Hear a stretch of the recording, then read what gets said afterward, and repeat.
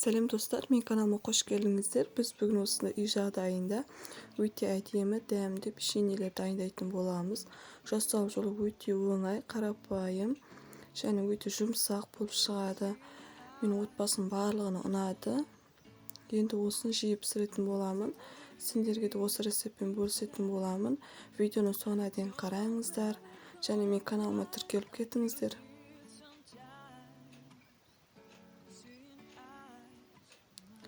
Ең алдымен таза ыдысымызға жұмсақ сармайымызды саламыз. Қант саламыз.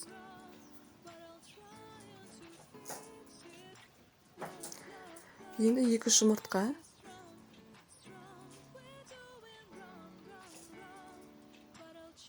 Азғантай тұз.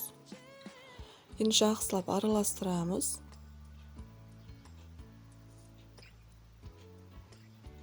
Енді сұйық май құямыз.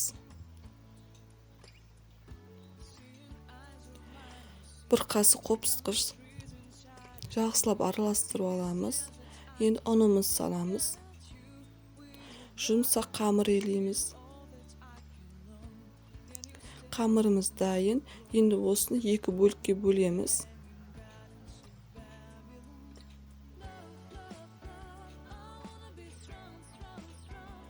Енді осының біреуіне 2 қасық какао, екіншісіне 2 қасық ұн саламыз. Тағы да жақсылап араластырамыз.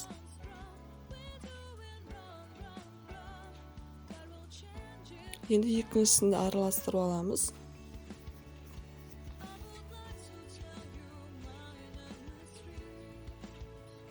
Осымен қамырымыз дайын.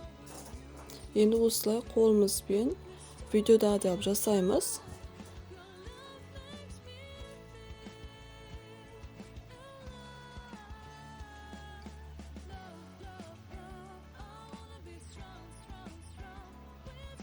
Енді екеуін біріктіреміз.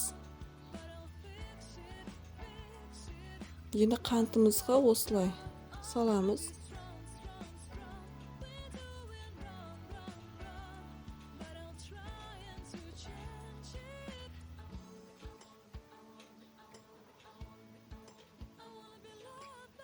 Қараңызға жапырақ сияқты болып шықты. Енді осылай пышақпен сызып шығамыз.